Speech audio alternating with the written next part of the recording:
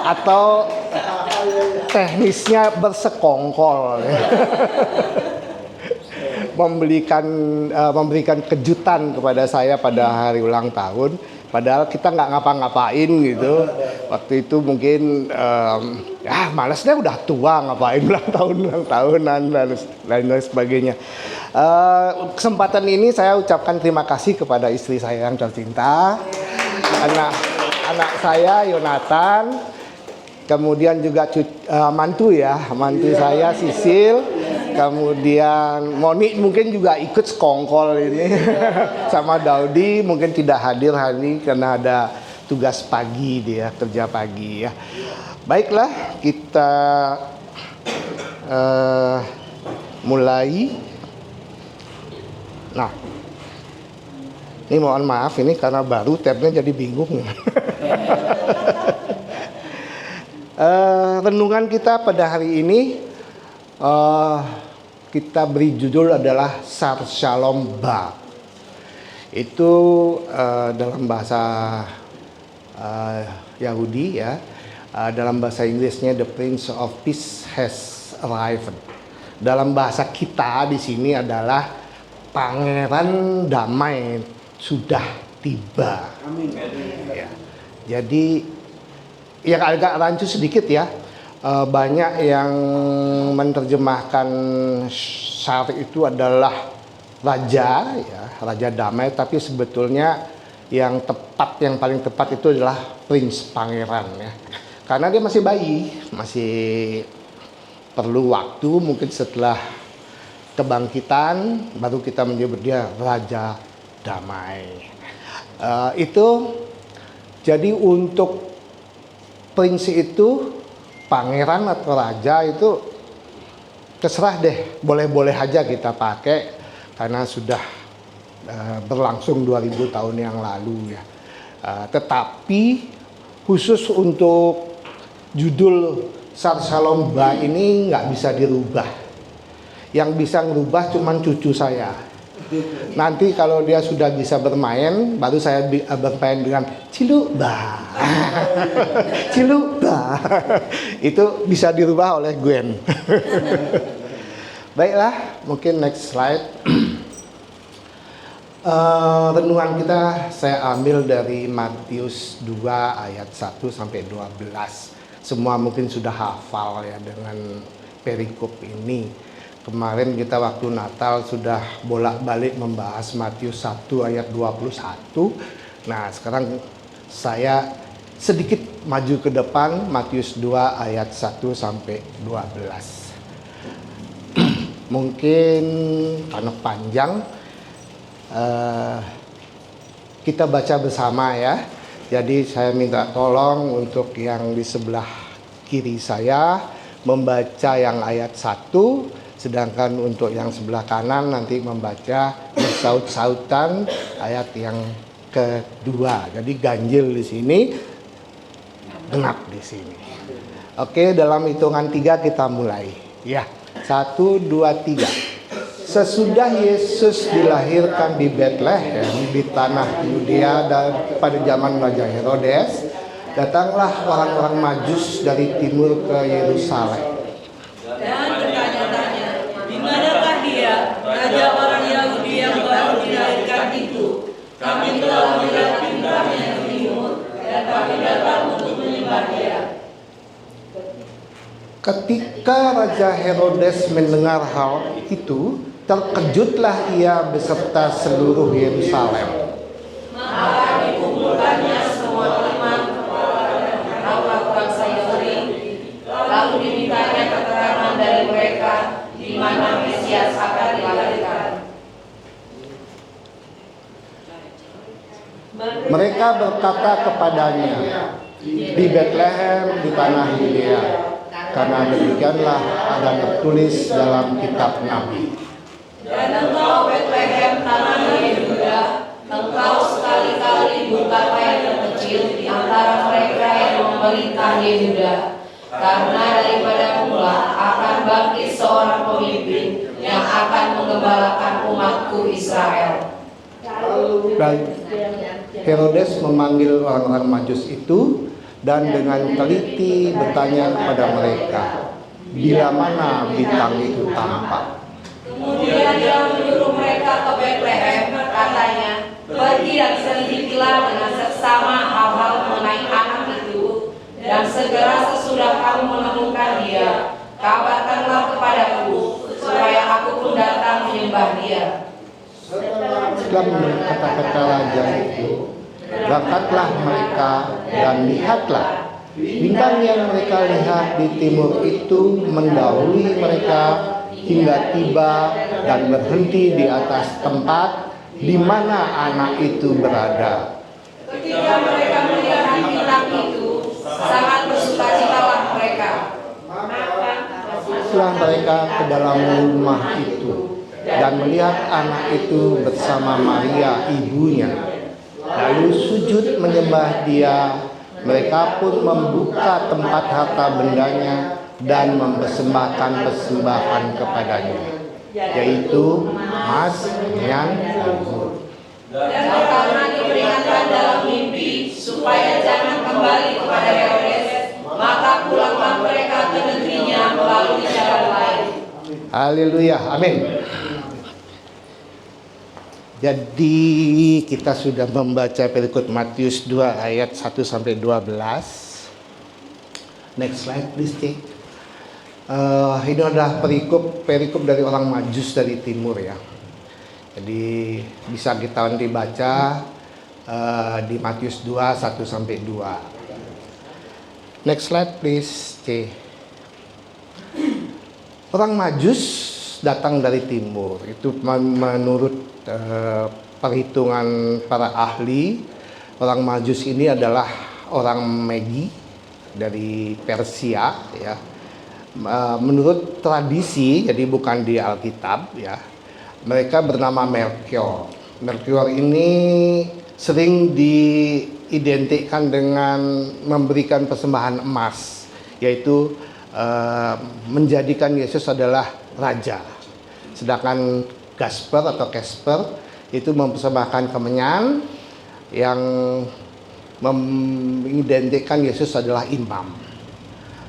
Terus kemudian yang ketiga adalah Baltasar. Dia mempersembahkan mur, yaitu Yesus akan menderita dan mati. Mereka datang untuk menyembah raja yang baru lahir.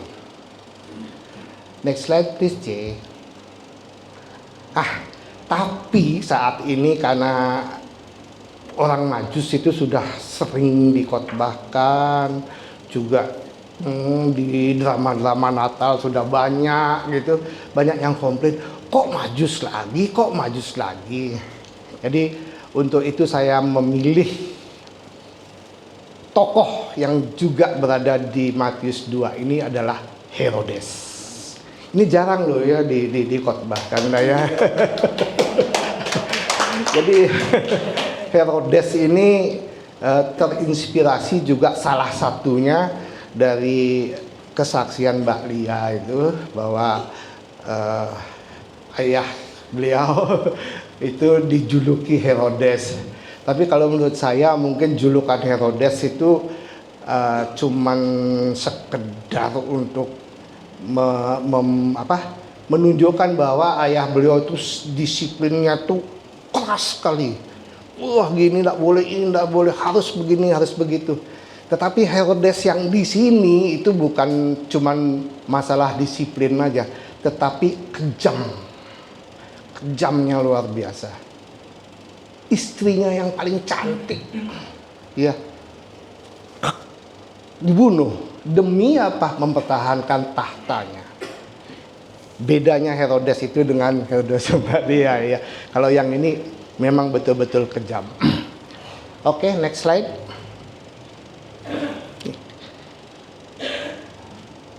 Jadi di Alkitab Herodes yang kita kenal adalah Herodes Agung ya. Itu berkaitan dengan di Alkitab adalah pada saat Yesus dilahirkan. Jadi ada banyak Herodes sih sebetulnya, tetapi di Alkitab itu disebutkan Herodes, Raja Herodes gitu aja, sehingga kadang-kadang kita bingung nih Herodes yang mana gitu. Jadi kita coba belajar sedikit mengenai banyaknya Herodes di dalam Alkitab ya. Salah satunya adalah Herodes Agung. Ini Herodes yang paling hebat ya, yang paling berprestasi ya. Kemudian anaknya adalah Herodes Archelaus. Ya, ini Archelaus ini menggantikan ayahnya ketika Herodes sudah wafat, dan dia berkecimpung dalam Alkitab pada saat keluarga Kudus pulang dari Mesir. Jadi begitu ngelihat Archelaus yang berkuasa, jadi Yusuf dan Maria tidak berani ke Yerusalem atau ke Bethlehem, tapi mereka memutuskan ke Nazaret yang di luar daripada area kekuasaannya Archelaus ya. Kemudian kita kenal juga Herodes Antipas. Jadi sini masih anaknya Herodes juga. Herodes Antipas ini kita kenal karena dia memenggal kepalanya Yohanes Pembaptis. Ya, kemudian juga kita kenal dia pada waktu Tuhan Yesus disalib, diejek sama dia, diberikan jubah ungu dan lain sebagainya. Kemudian kita kenal juga Herodes Agripa I. Kita kenal dia pada saat dia membunuh Rasul Yakobus, yaitu saudaranya Yohanes Sebadius ya, dan juga dia yang memenjarakan Petrus ya, dan juga rencananya mau sama dia untuk menyenangkan hati orang-orang Yahudi yang dia pimpin. Kemudian kita kenal juga Herodes Agripa II, yaitu anaknya dari Agripa I. Ini yang menuntaskan pembangunan Bait Suci. Pada zaman pemerintahannya dia sekitar tahun 63-64, Bait Suci itu pure sudah selesai dibangun. Dan kemudian mungkin sekitar 6 tahun atau kemudian pada tahun 70 Bait Suci itu dihancurkan oleh Titus ya, Jenderal Titus. Dia juga ikut menyaksikan si Agripa II ini. Oke, itu cuma sekedar pengetahuan kita ya mengenai Herodes ya. Tapi kita sekarang coba fokus ke Herodes Agung. Next slide please, C. The Great Herod ya, the greatest Herod itu kenapa Herodes Agung, Herodes yang ini diberikan julukan Agung? Nah, kita lihat kenapanya, yaitu Herodes Agung ini adalah raja besar multi prestasi, tapi dengan hati yang sakit. Jadi paranoid gitu loh ya. Penyebab dia menjadi kejam. Jadi dari paranoid ini dia curiga ada tikus masuk ke istananya, dia pikir wah ini mata-mata ini. Jadi paranoidnya itu besar sekali ya. Tetapi raja ini paling berprestasi dalam sejarah Yudea. Prestasi politiknya juga bagus, prestasi pembangunannya, dia merupakan arsitektur yang sangat mumpuni di zamannya itu. Dia bisa membendung ombak yang pada saat ini mungkin di Jakarta aja bikin tembok pembatas itu masih anggarannya masih kempang-kempis, tapi 2000 tahun yang lalu Herodes sudah melakukan hal itu.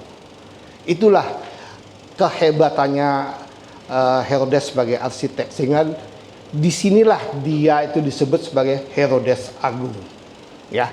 Jadi kota pelabuhan terbesar di Kaisaria yang namanya Kaisaria Maritima itu awalnya adalah ombaknya besar sekali, sehingga kapal-kapal di sana di pelabuhan pada waktu-waktu tertentu itu tidak bisa berlabuh. Tapi oleh Herodes Agung dibuatkan tembok-tembok di lautan, sehingga di pelabuhan itu lautnya tenang, sehingga kapal-kapal itu bisa berlabuh walaupun dalam cuaca yang ekstrim. Ini merupakan suatu prestasi yang saat ini pun mungkin baru Belanda yang bisa membuat. Tapi pada zaman Herodes sudah dia bikin hal yang demikian. Ya itulah. Kemudian dia juga pembangunannya juga bagus sekali. Kuil-kuil Agustus dia bangun di semua kota untuk menarik simpatinya Kaisar Agustus. Juga kuil Yulia, istrinya Kaisar Agustus. Antoni juga teman bapaknya, teman baik bapaknya, dibuatin kuil-kuil untuk disembah. Di semua kota besar tuh dibuatin semua dia. Kemudian dia juga membangun bait suci. Bait suci yang terakhir itu adalah bait suci Herodes ya. Itu luasnya atau megahnya itu diperkirakan mungkin 5 kali dari bait suci Salomo. Dan pembangunannya itu juga makan waktu yang lama banget, yaitu hampir 80 tahun. Ya. Kemudian dia akan juga membangun benteng Masada, Maherius, Herodium, dan Aqueduct. Dan banyak lagi pembangunannya, mungkin kita nggak bahas di sini. Kalau seandainya ada yang berminat, boleh hubungin saya, sediakan kopi. Kita bincang-bincang mengenai Herodes. Next slide please. Nah, setelah prestasinya yang mengagumkan itu, kita akan juga melihat kekejamannya dia. Kekejaman Herodes yang berhasil saya kumpulkan adalah, next slide please C, membunuh kerabat, penasehat, siapapun yang dicurigainya. Jadi dia kejamnya itu, sedikit-sedikit curiga tikus masuk, mata-mata bunuh. Ada kucing masuk, santet, bunuh. Jadi pegawainya dia, bangsawan-bangsawan, kemudian orang-orang Yahudi, orang Farisi yang kelihatannya nggak suka sama dia, langsung hilang. Namanya nggak datang lagi, mungkin dia bilang udah, oh si ini tuh sudah tugas ke Papua, jadi nggak balik lagi gitu. Jadi sudah hilang aja namanya dia ya. Kemudian dia itu takut dengan keturunannya Hasmonian. Hasmonian ini adalah keturunan dari Makabe ya. Itu banyak orang Yahudi yang ingin dinasti Hasmonian ini hidup lagi. Nah, itu yang menyebabkan Herodes itu curiga banget sama keturunannya dari Hasmonian ini. Sedikit-sedikit apa? Ya. Jadi bahkan istrinya yang namanya Mariamne ya, Mariamne I itu adalah keturunan Hasmonian. Cantiknya luar biasa. Ya 11-12 dah sama istri saya. Tapi karena ada isu-isu sedikit dibilang dia mau mengumpulkan orang untuk kudeta atau apa, padahal dia sangat sayang sama istrinya, istri yang paling dicintainya. Tapi karena kejamnya itu yang ngalahin gitu loh. Ya paranoid lah istilahnya zaman sekarang itu ya. Istrinya juga bukan itu aja, anaknya 2, Alexander sama Aristobulus. Anaknya Mariamne ini juga dua-duanya. Pamannya juga. Jadi kejamnya dia di sana. Jadi 3 anak kandung sendiri itu, anaknya yang pertama yang ini yang 2 itu Alexander sama Aristobulus itu adalah anak daripada Mariamne. Sedangkan Antipater itu anak dari istrinya yang bernama Doris. Juga ini yang terakhir ini, si Antipater ini itu ironis banget. Jadi 5 hari sebelum Herodes mati, dia sedang sekarat gitu loh, masih bisa dia bilang memberikan fatwa bunuh anaknya langsung. Itu dia sedang sekarat itu. Jadi mungkin 5 hari kemudian setelah membunuh Antipater, dia sendiri juga meninggal. Ya.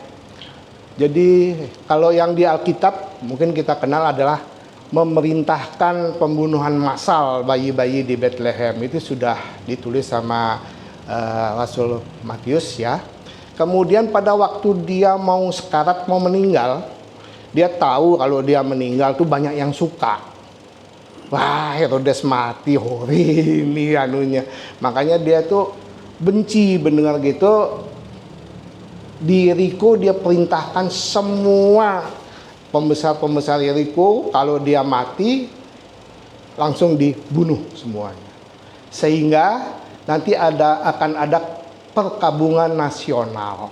Maksudnya ada begitu karena dia tahu dia sendiri mati itu mungkin rakyatnya tidak akan berkabung gitu, seneng malah gitu karena dia saking kejamnya si Herodes ini. Oke, next slide. C. Kematiannya Herodes ini juga tragis ya. Jadi Herodes itu kelihatannya kuat, kejam, tapi di dalam tuh hatinya tuh sakit sebetulnya. Herodes sejak muda itu hidup penuh intrik politik, saling sikut, saling ya apa namanya, dikit-dikit bunuh, ini ambil kuasaannya dan lain sebagainya. Jadi dia sejak muda itu, apalagi pencetusnya adalah waktu saat dia sudah mapan sebagai pengganti bapaknya di Yerusalem. Kemudian ada pemberontakan dari Antagonus, jadi dari keluarga Hasmonian juga. Mereka minta bantuan dari Persia, ya, dari Persia, mengalahkan Herodes pada waktu mengadakan kudeta. Nah itu dia sangat terpukul sehingga dia dan keluarganya harus lari menyingkir ke Roma. Di sana dia mungkin minta tolong sama Kaisar Agustus. Kemudian Senat memutuskan bahwa Herodes diangkat menjadi raja orang Yahudi oleh Senat Roma. Nah, baru dia kembali ke Yerusalem dengan membawa pasukan dari Roma memerangi Persia. Pada tahun 40 dia berhasil mengalahkan Antagonus dan dia selama 3 tahun, sehingga pada tahun 37 sebelum Masehi dia resmi bisa menjadi raja orang Yahudi berkat dukungan dari Senat Romawi. Oke, kemudian itu menyebabkan dia sangat paranoid sehingga dia mempunyai moto ya, untuk bertahan hidup ia harus mengendalikan semuanya. Nah, penyakitnya mulai tumbuh dari sini. Yang bisa kita tahu mungkin sampai saat ini juga siklus daripada penyakit itu tetap sama ya. Kalau pikiran kita sakit, pikiran kita stres, tubuh kita akan mengikuti. Misalnya pusing yang terus berlanjut, banyak pikiran atau apa. Yang pertama adalah apa? Oh, mahnya sakit, lambungnya juga kena. Jadi sekresi daripada zat asam itu meningkat lambungnya karena stres. Nah ini akan menjadi lingkaran setan.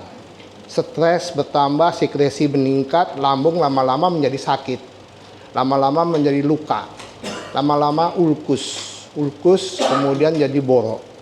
Nah, itu akan berlangsung terus. Jadi siklus penyakit ini dialami oleh Herodes juga. Jadi pada waktu ini jiwanya yang sakit sehingga tubuhnya juga ikut mengalami sakit. Nah itu mungkin hal-hal yang seperti ini harus kita hindari ya. Sehingga di Mazmur juga bilang, di Amsal juga bilang bahwa hati yang gembira adalah obat, hati yang sakit mematahkan tulang gitu ya kalau nggak salah ya. Oke C, next slide.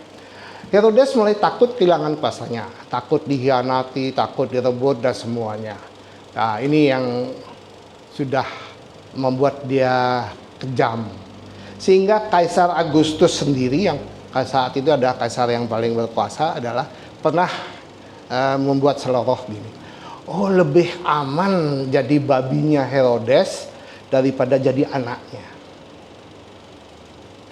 Karena terbukti anaknya semua sedikit-sedikit dicurigai langsung. Nah, kalau jadi babinya Herodes, karena dia adalah proselit, jadi mengikuti agama Yahudi, walaupun dia orang Idumea ya, orangnya Edom ya, tapi karena dia sudah proselit, dia tidak makan babi. Jadi lebih aman, babinya nggak akan disembelih. Tapi jadi anaknya, sembelih. Makanya Kaisar Agustus tuh, oh jadi babinya Herodes aman, nggak disembelih, nggak dibeleh, nggak diguling. Daripada anaknya semua sedikit curiga, langsung ke. Oke, C. Ya, inilah hati yang sakit mulai menghancurkan tubuh seperti saya ini kan. Jadi sejarah mencatat tahun terakhir hidup Herodes menderita penyakit yang mengerikan. Tubuhnya bengkak, ususnya busuk, lukanya bernanah. Mohon maaf, yang dimaksud lukanya bernanah ini adalah dari daerah genitalia ya. Jadi daerah perut ke bawah ini.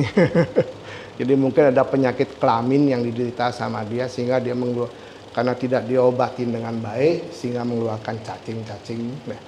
Terus kemudian ia kesakitan siang malam. Tidurnya gelisah, pikiran kacau. Pada akhirnya Herodes mati dalam kesakitan yang teramat sangat.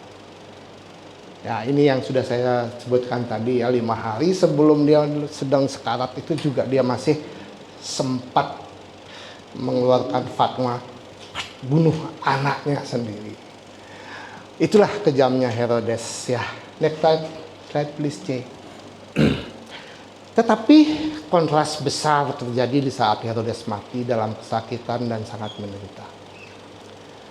Ada seorang bayi, Shalom, pangeran atau raja damai, hidup dan kerajaannya terus bertumbuh sampai hari ini.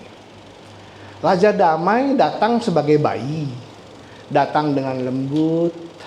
Dia tidak menanti untuk kita izinkan bertahta di hati kita. Dia tidak pernah memaksa. Tinggal kita. Siapakah yang akan kita pilih sebagai raja yang bertahta di hati kita? Herodes atau Shalom? Itu pilihan kita semua.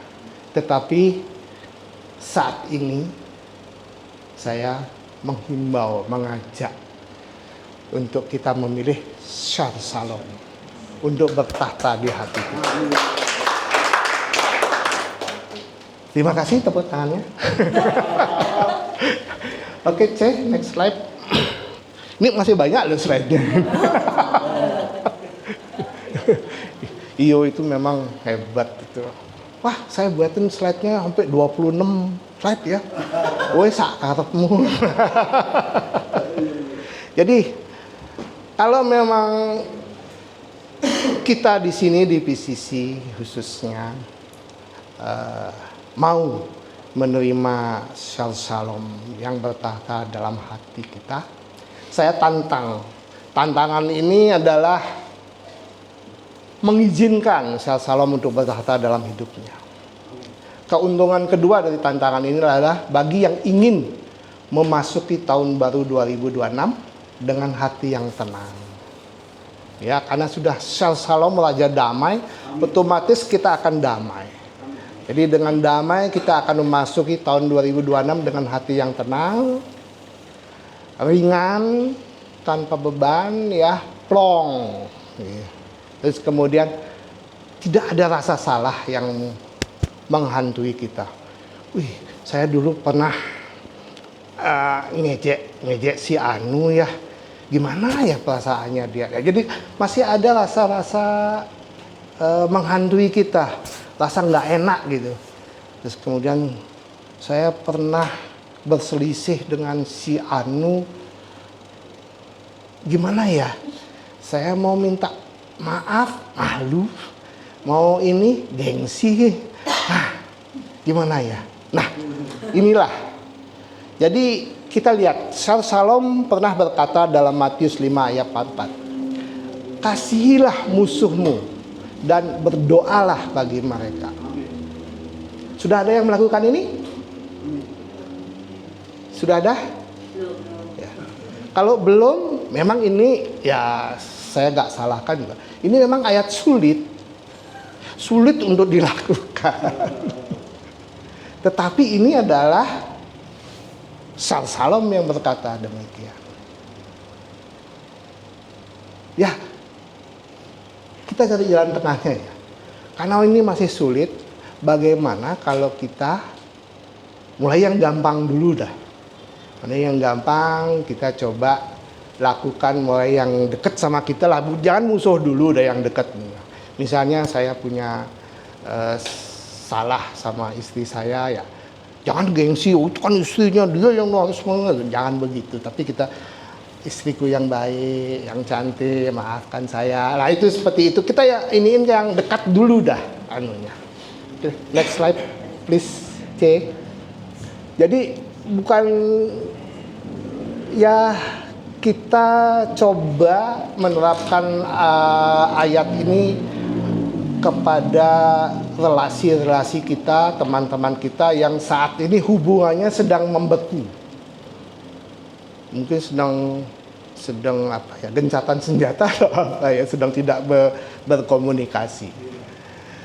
Jadi ayat di atas kita bisa rubah. Kasihlah temanmu dan berdoalah untuk mereka. Atau kasihlah bekas temanmu dan berdoalah untuk mereka.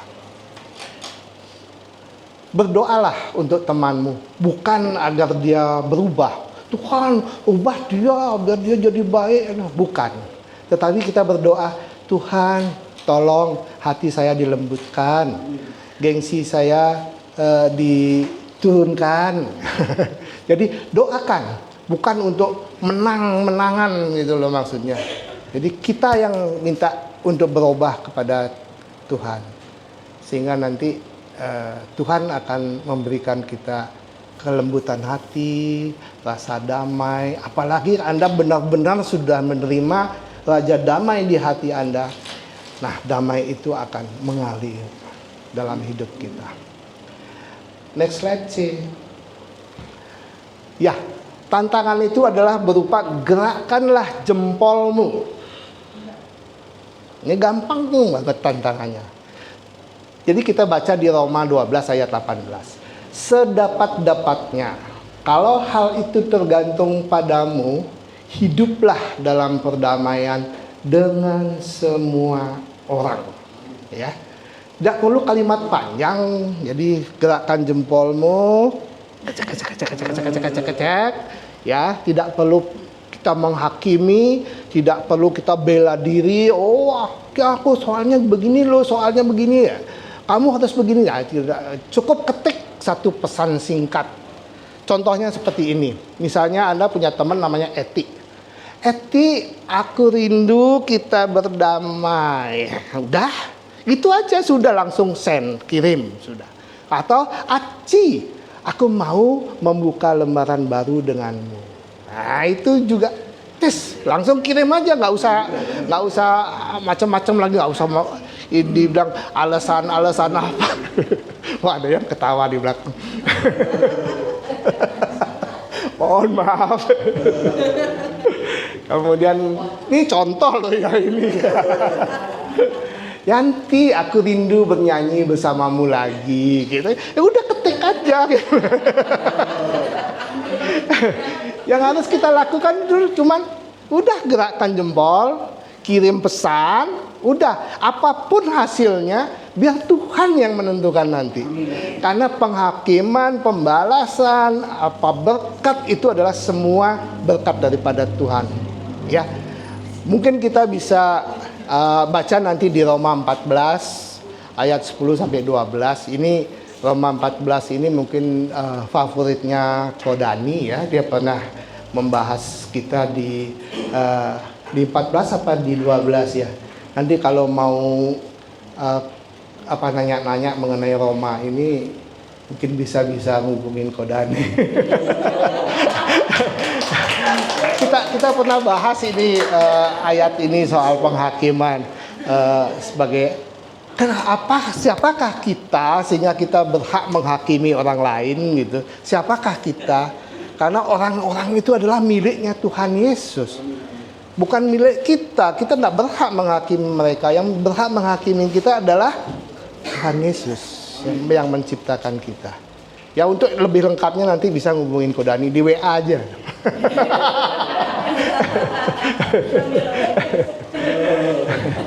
See next slide please. Nah, ini slide-nya nih saya udah minta izin sama ini. Pertanyaan saya, ada yang nggak kenal nggak? Boleh angkat tangan. Saya kasih hadiah nanti. Pak Hari dapat hadiah nanti. Beguling kecap.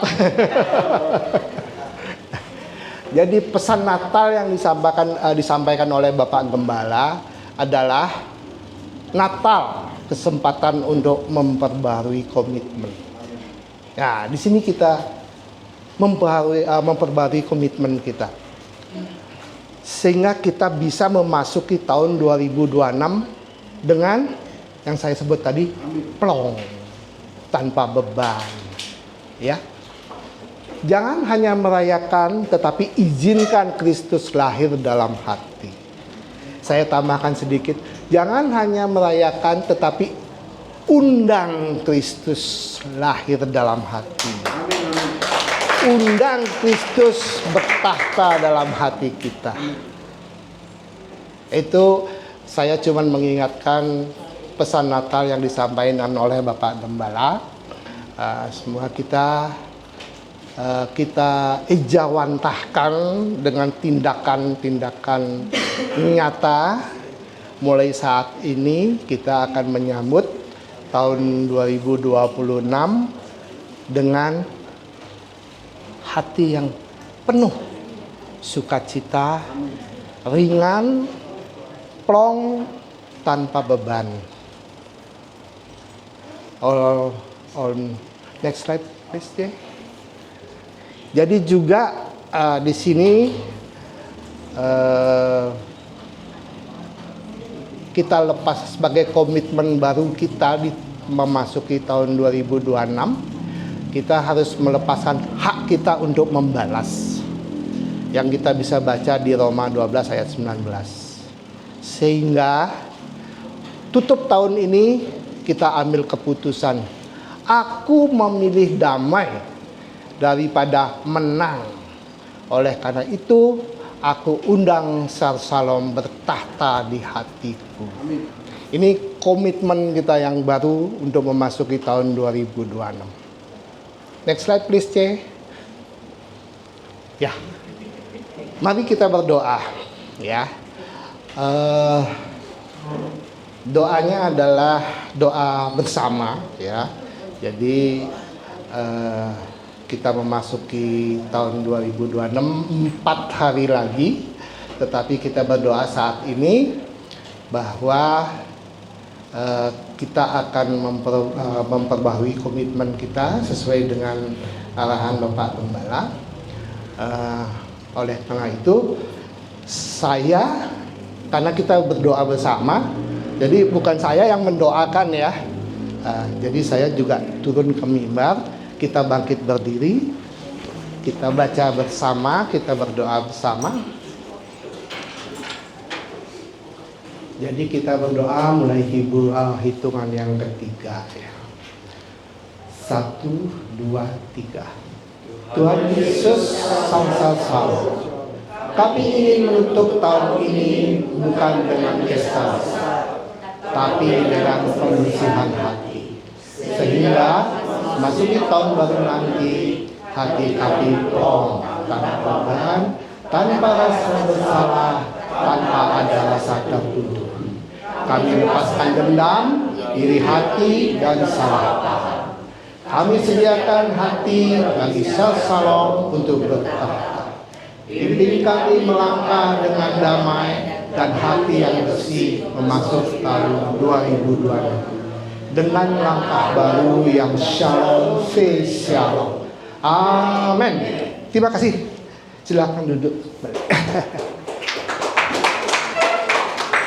Jadi itulah kita komitmen baru kita. Jadi kalau seandainya teman-teman ada yang sudah menjalani tantangan tadi, yaitu menggerakkan jempol, ya, kemudian mendapatkan atau mengalami pemulihan dengan menggerakkan jempol itu. Nah, tolong nanti minggu pertama mungkin kita minta disediakan waktu untuk kesaksian. Amin, amin. Ya, kesaksian Bapak Ibu seperti tadi kesaksiannya Ica itu sangat menyukakan hati saya. Jadi kesaksian Bapak Ibu nanti bagaimana hasilnya setelah menggerakkan jempol. Kalau ada saat ini hubungnya sedang membeku, ya kahal PCC, kesaksian tersebut akan menguatkan banyak hati kita di sini. Amin. Jadi kita akan dapat menarik semua manfaat-manfaat dari kesaksian yang sudah Ibu Bapak alami. Oke, next slide please. Nah, akhir kata kami sekeluarga mengucapkan selamat hari Natal tahun 2025 dan kemudian saat ini menyongsong tahun baru tahun 2026 yang 4 hari lagi akan tiba. Jadi ingat Pak ya, tantangan itu lagi 4 hari loh ya. Sehingga nanti tahun baru kita sudah plong banget. Ya. Salam saya adalah Shalom Fe Shalom. Mungkin ada Bapak Ibu yang belum mengerti ya mengenai Shalom Fe Shalom. Shalom Fe Shalom itu artinya adalah kita hidup dalam damai. Karena apa? Karena Sang Raja Damai ada di hati kita. Itu seperti kalau kita jelaskan seperti air yang mengalir.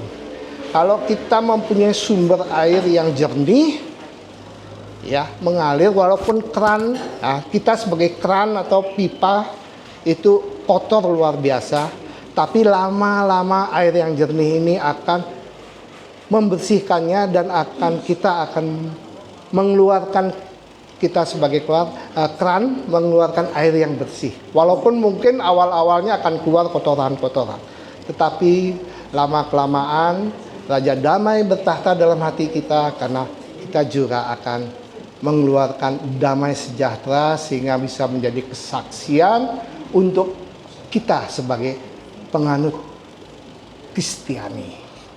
Ya, jadi bisa orang-orang melihat, oh orang Kristen pantas, dia damai.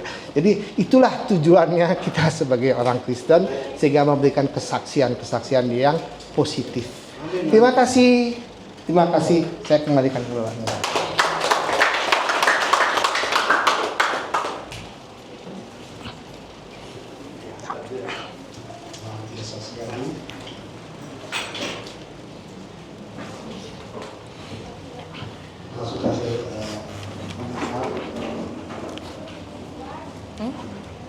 Nggak bisa diapain nih. Ini bukan ahli sejarah aja, tapi dokter.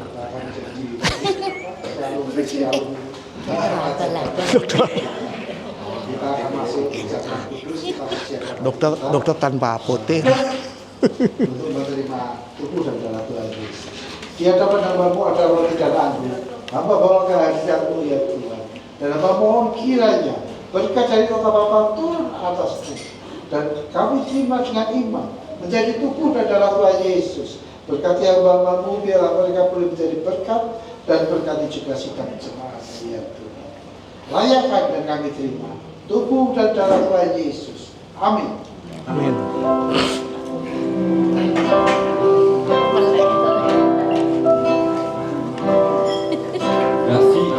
Nangis deh.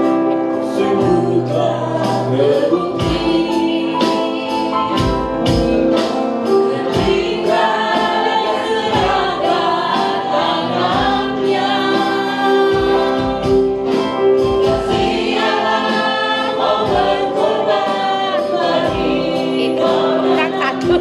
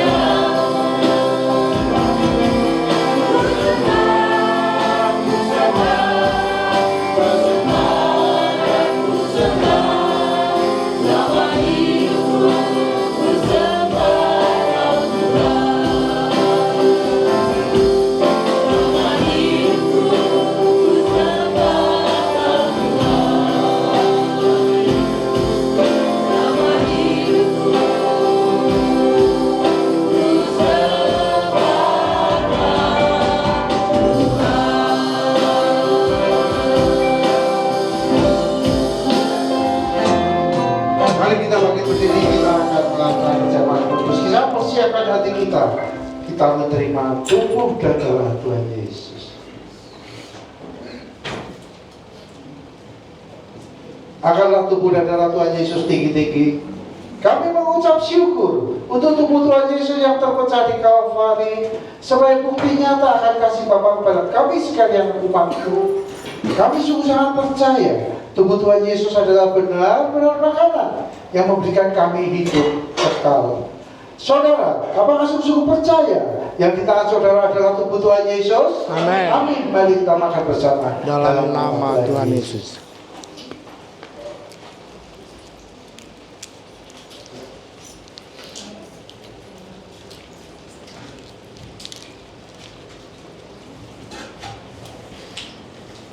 Demikian juga kami angkat tinggi-tinggi cawan yang berisi darah Tuhan Yesus Kristus.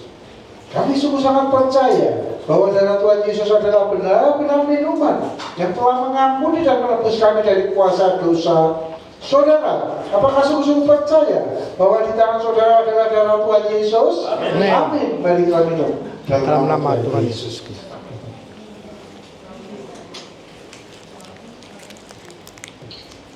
Terima kasih Tuhan, Engkau adalah Allah yang luar biasa dalam kehidupan kami.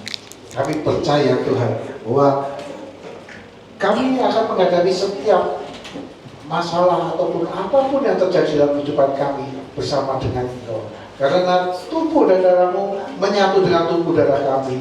Dan kami juga percaya ada mujizat di dalam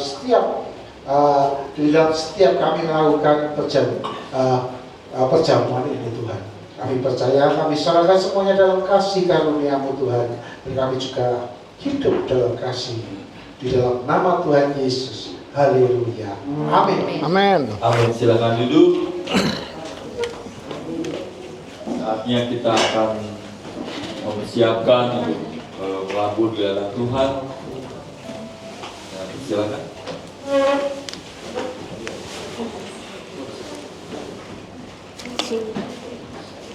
Baik, mari kita berdoa sebelum memberikan persembahan kita. Bapa, terima kasih Tuhan untuk pagi hari ini. Terima kasih untuk firman Tuhan yang Kau sudah beritakan melalui hamba-Nya Bapa. Biarlah firman itu menjadi berkat buat kami pribadi lepas pribadi Tuhan.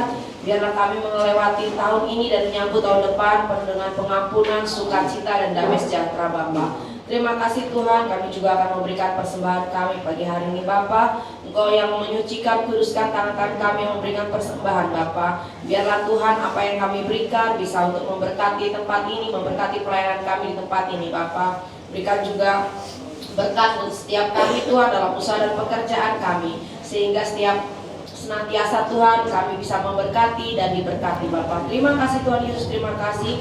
Kami sudah berdoa, haleluya, amin. Amin. Persembahan bisa dimasukkan di kotak kita setelah pulang dan kita akan bersyafaat. Mari kita berdoa. Terima kasih Tuhan, dalam nama Tuhan Yesus ini kami berdoa ya Tuhan. Kami mengucap syukur untuk cuaca ya Tuhan. Walaupun cuaca tidak baik, tapi kami semua semangat untuk beribadah ya Tuhan. Dan kami berdoa Tuhan saat ini untuk Bapak Ibu kami Tuhan, kiranya Tuhan berikan kesehatan ya Tuhan, pekerjaan juga Tuhan, juga pelayanannya lebih lagi Tuhan. Terima kasih Tuhan, kami juga berdoa untuk Bapak Walid ya Tuhan, juga untuk keluarganya, kesehatannya Tuhan, juga pekerjaannya ya Tuhan. Terima kasih Bapak seluruh keluarganya Tuhan berkati. Kami juga berdoa untuk seluruh keluarga PCC ini ya Tuhan, kiranya Tuhan berkati kami kesehatan, pekerjaan kami juga Tuhan, juga untuk anak-anak kami yang sakit Tuhan, Tuhan sembuhkan dalam nama Yesus. Terima kasih Tuhan, Tuhan Jamal Langit, juga Bulan Utari ya Tuhan, yang sekarang sedang sakit Tuhan, kiranya Tuhan sembuhkan dulu yang menyembuhkan Tuhan dalam nama Yesus. Terima kasih Bapak, kami ucap syukur dan berdoa yang di dalam nama Tuhan Yesus. Haleluya, amin. Amin. Mari kita bangkit berdiri sebelum kita akhiri ibadah. Saya rindu ya, maksudnya itu saya sangat suka sekali kalau dengan Ibu Gembala kalau menyampaikan tentang perlengkapan senjata Allah. Bisa disebutkan?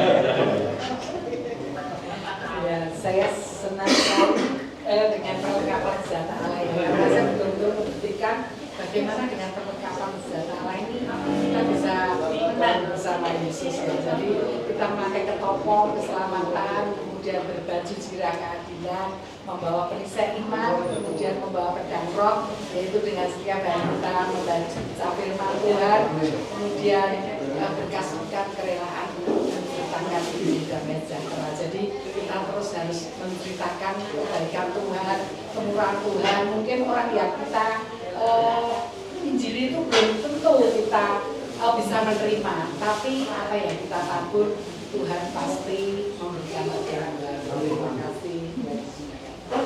Amin. Amin. Terima kasih Tuhan.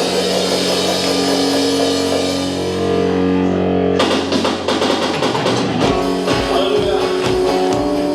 Dan kita tahu, terima kasih.